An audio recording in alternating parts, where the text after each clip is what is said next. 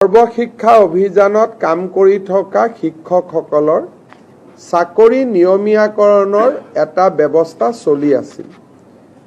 ৰাজ্যৰ এডভোকেট জেনেৰেলে আমাক এটা অপিনিয়ন দিলে যে চৰকাৰে উচ্চতম ন্যায়ালয়ৰ উমাদেৱী গোচৰৰ পৰিপ্ৰেক্ষিতত কাৰো চাকৰি নিয়মীয়াকৰণ কৰিব নোৱাৰে। কেবিনেটৰ এই পাৱাৰ উচ্চতম ন্যায়ালয়ে প্ৰত্যাহাৰ কৰিছে। তাৰ পৰিপ্ৰেক্ষিতত আমি কাৰো চাকৰি নিয়মীয়াকৰণ কৰিব নোৱাৰোঁ। কিন্তু সৰ্বশিক্ষা অভিযানত কাম কৰি থকা শিক্ষকসকলক যাতে আমি সকাহ দিব পাৰোঁ, তাৰ বাবে আজি কেবিনেটে ৩৫,০০০ নতুন শিক্ষকৰ পদ চৰকাৰত সৃষ্টি কৰি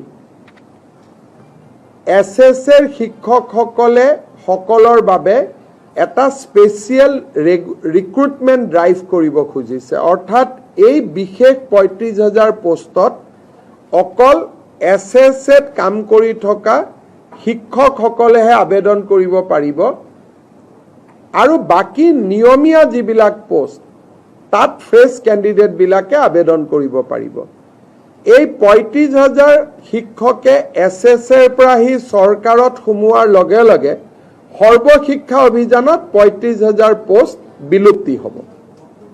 অৰ্থাৎ সৰ্বশিক্ষা অভিযানৰ ৩৫,০০০ শিক্ষকে স্পেচিয়েল ৰিক্ৰুটমেণ্টৰ বাবে চৰকাৰত আবেদন কৰিব।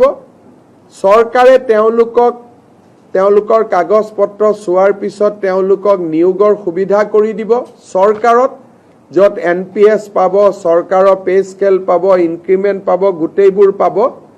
কিন্তু এইখিনি হৈ উঠাৰ পিছত সৰ্বশিক্ষা অভিযানত পূৰ্বতে কাম কৰি থকা তেওঁলোকৰ পদসমূহ বিলুপ্তি হৈ যাব।